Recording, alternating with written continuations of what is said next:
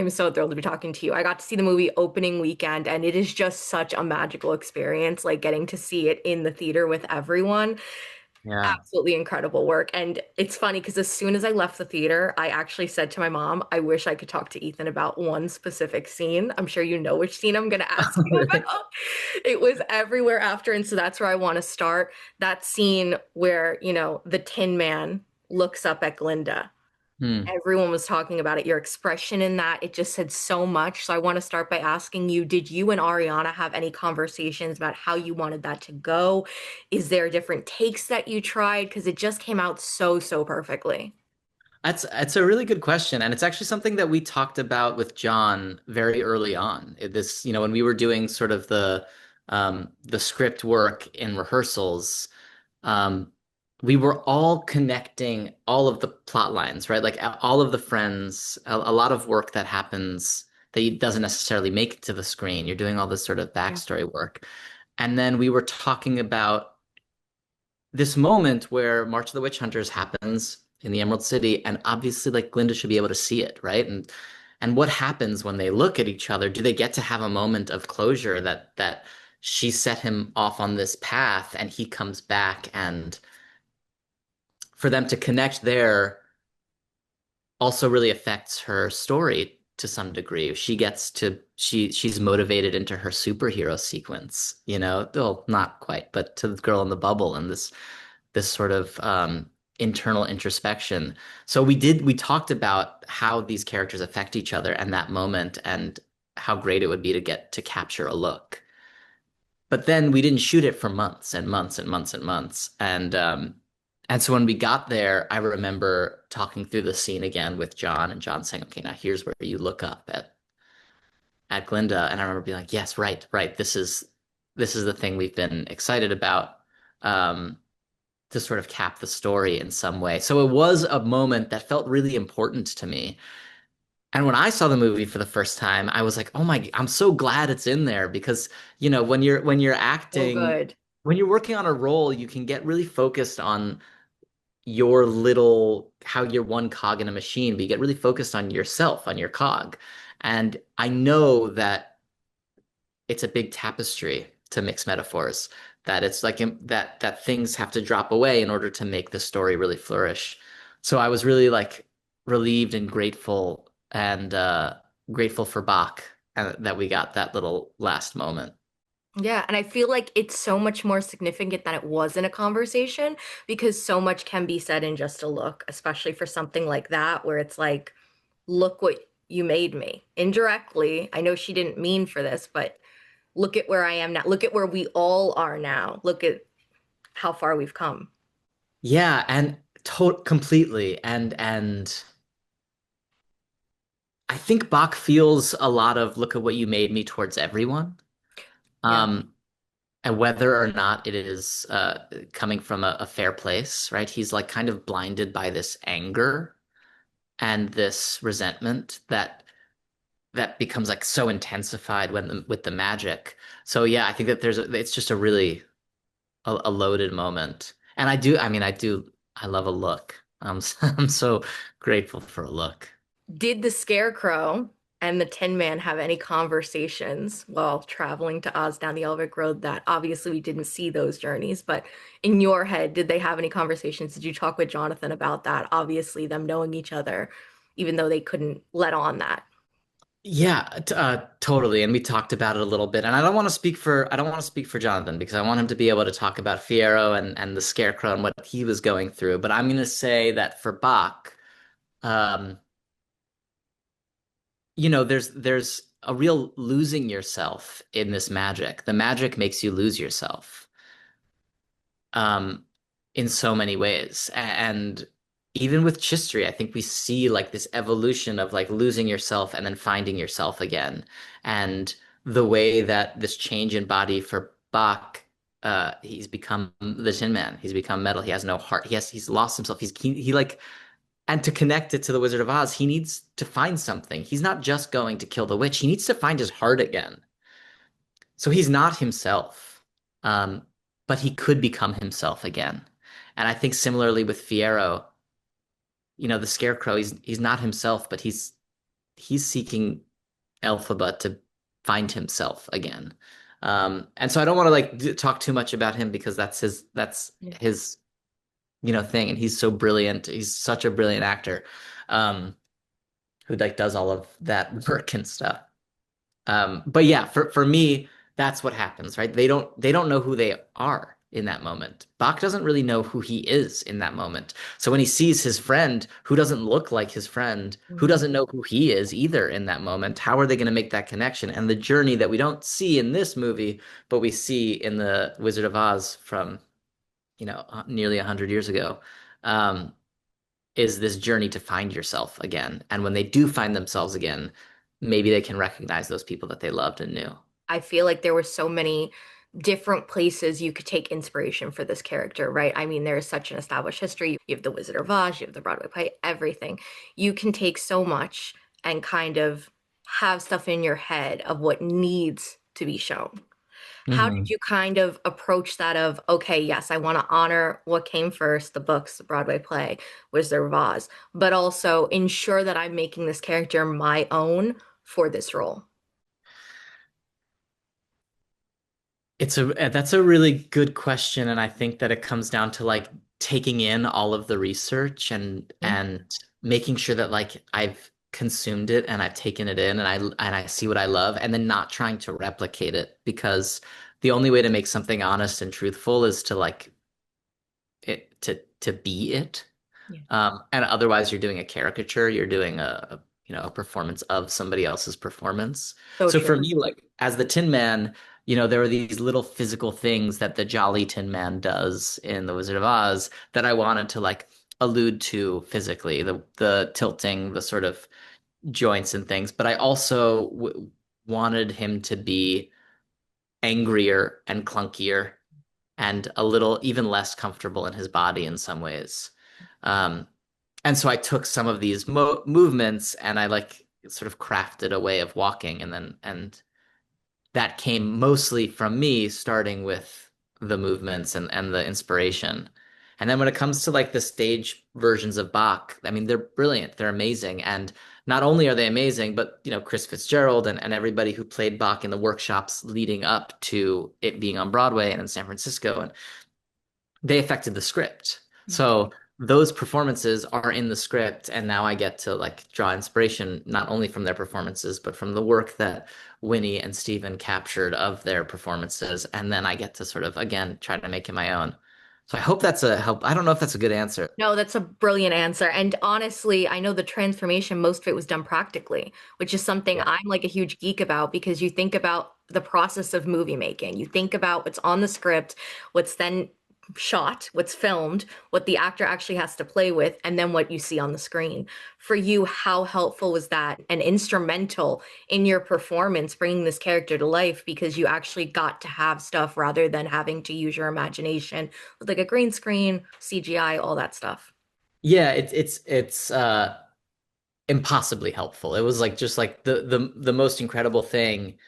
I'd never done something with such heavy prosthetics before. And the design from Francis and Marc Coulier was just like this beautiful thing. And when I remember seeing it on the little like styrofoam head and being like, "Oh, that looks like a mask," and they were like, "Trust us, it's gonna move with your face." And I was like, "Okay, I trust you, but I've never done it before." And they put it on, and I remember looking in the mirror, and the first thing before I looked in the mirror, it was 5 hours, and I was like, "This is so uncomfortable. It feels like so weird." And then I was like, "I just feel like I'm trapped in somebody else's skin. Like it just feels like weird, and it's like pushing." And then I looked in the mirror, and I like raised an eyebrow, and my eyebrow went up, and I like lifted my lip, and my lip went up, and you could see like the creases in my face, and I was like, "Oh, it's my face. It is exactly my face. It moves like my face. I can like wrinkle my nose or whatever. I can do all of these things. I can get creases. All of the things happen." And I like, couldn't believe it. So then Paul Tazwell's costume was equally beautiful and a little uncomfortable because it just had to be. And so the experience of like knowing that I could just act and my face was going to do what my face did. I didn't have to think about what my face was doing. I didn't have to exaggerate what my face was doing. My eyes, you could see my eyes clearly. I had contacts in, but you could see my eyes, and like there there was nothing inhibiting Okay. my expression or performance, but I felt like I was somebody trapped in someone else's body. And I was like, well, that's what Bach is going through. So I was able to like use that feeling um and connect it to Bach. And that was really cool. Yeah. Oh my God, I love that. You could probably see it all over my face. I'm like, it's just that's so cool because like then you're watching the final version and it's like, look what became of it. But it was also like that on set. Like you were able to experience that rather than having to imagine it and everything. It's true, and the dailies looked crazy. I got to see some of the dailies, uh, and I couldn't believe what I was seeing, and that's like basically what's in the film. I mean, obviously color corrected, and they did like amazing CGI work on the joints and things Yeah, like that. Um, there's an amazing effects team, but like what we saw on the day is what's there. that's so awesome. It was just like so special, and it was yes, it's classic movie making, and I think like. I know it gets talked about a little bit when Paul and Francis and Nathan Crowley get to talk about their craft and Mark Coulier get to talk about it, but like I think it's being overlooked a little bit, and I just want to like bring it. It's like kind of old school movie making. This whole movie, it's what makes it feel so tactile, and it's what makes it unique in a lot of ways. Yeah. Uh, and I think it's just like yeah, I loved making it, and I was so like inspired by it. I could not agree more. And I want to talk about his transformation scene. Obviously, there were so many different elements to that, and I imagine shooting it was a crazy experience. But for you, what was most important that you wanted to come across in that moment? Um, I think the turn from confusion to anger. Yeah. I think anger can feel really one note sometimes, and what I really wanted from Bach in that moment was to capture how disoriented he is and how being disoriented can lead you to um, reacting in a way that you might not otherwise do. So yeah, I think that there was a lot of like he has a lot of like sort of misplaced anger, and one of the things that I've been talking about is that the transformation starts way before the magic happens, Oh, right? yes. He's he feels stuck. And in that first scene, he tries to do the right thing for himself and honestly for Nessa and get out. Um, and when she turns the state on him in order to keep him there he's kind of gone, right? He's lost it, and he's like makes these efforts. He's like, I'm gonna go. I need to go now that you like can be happy because you have magic. Like I need to go again. But he's already kind of lost himself there. He's already like unable to recognize himself, and he doesn't recognize the Elphaba that he once knew, and he doesn't recognize the Nessa that he once knew, and it's already sort of gone. And so I just wanted to like take that to its magical extreme Yeah. um, in that moment. Yeah, and then the other thing is like it was really physical. It was like that I wanted to like capture sort of like the physicality of it. The like I like fell into every part of the room. And you get to see little moments of it, but like, falling into the tray that became my chest, falling into the things on the desk that become the hands. There were a bunch of all of those other things, and then chopping through the door. I just like it was all again, all of these things were practically done. This was all um and so I don't know. I Was the just door actually, were you actually able to do that with the door? yeah, it was so fun. Oh my God, that's It was awesome. awesome. It was so cool. And I know exactly which take it is because that was the take where the big piece came off, and then um, yeah, it was really fun. And again, like, I don't know, we make believe for a living. Like being an actor is just kind of like playing, and like,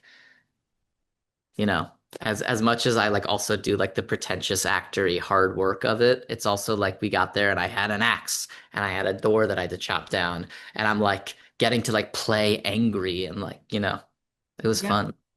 We as a society and we as an audience, I feel like immediately when we meet someone in real life or when we see characters on a TV screen or a movie screen, we want to put them in boxes in terms of good versus bad. Are we going to trust this person? Or are we not going to trust this person?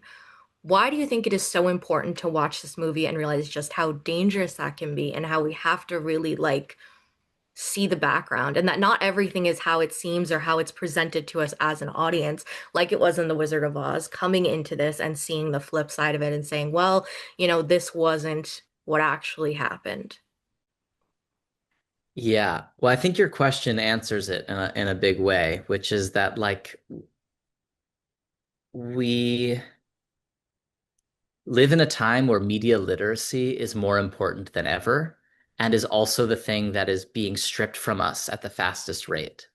To be able to look at something, understand its source, know whether it's a primary source or a secondary source, know who, like what the subjective point of view of the author is, whether it's a tweet or an article or whatever, um, is really important. And in a movie like Wicked, you see the way that information can be manipulated. Our wizard lies turning into Oz dies, right? Like you got there's a way that our information in our world is being manipulated in the same way that it happens in Oz. And honestly, the Wizard of Oz and Emerald City, having being this sort of facade is a story that's been around for a century and longer.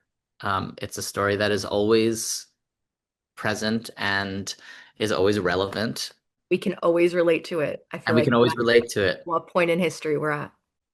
And yet, we're also at a point, an inflection point, where it is maybe more pernicious than ever because a lot of it is being disguised as democratizing information. And when it's sort of the opposite. So I don't know. I think that this is stories where we try to see the nuance of a situation and not accept at face value what a retweet says that doesn't like have any context for it. Like, Stories where we see like, oh, you may be told this one thing, but actually this is what Elphaba stands for. Oh, you may like on first pass uh think that Glinda is a coward for not going out there, but actually this is how she's able to show her heroism. Um, the ability to tell stories and and look at the humanity in each of these characters of the villains and the heroes and understand where people are coming from is more important than ever. Um, and when we consume these stories, to consume them sort of honestly and with an eye for nuance and not over essentialization is also really important. agree with everything. So, so well said. And the last question I want to end on is obviously the music in this. Everyone loves it. We sing it. Like I had Defying Gravity blasting in my house all of last year up till this year with the new soundtrack coming out. But I wanted to ask if you could pick a lyric or a song that could describe you before this experience, before the Wicked experience, what would it be? And then what would the Oh. lyric or the song be after you wrapped or after you finished? Obviously, you had this huge press tour. After you finished all these interviews talking about Wicked, how have you been changed for good? What are the lyrics and songs you would describe yourself Oh my God. That's a great question, but I don't as? know.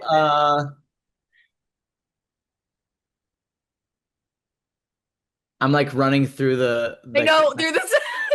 there's so many lyrics. The only one that's stuck in my head is there are bridges you've crossed you didn't know you crossed until you crossed. That's the only Oh line my I can. God, no. Oh my God, I really like that. Okay, I'll take that. There you go. Um, yeah, and then I don't know, I've been changed for good. Ethan, thank you so much. Seriously, this was such a joy for me. I love this film. I loved Wicked. Like, this meant so much to me. I got to, like I said, see it my mom opening weekend, and I am just Amazing. so, so thrilled that you are getting all the praise you're getting, and the movie is getting all the praise it's getting, and it's so well deserved. Thank you. I really appreciate it. Thank you for talking with me. This is really fun.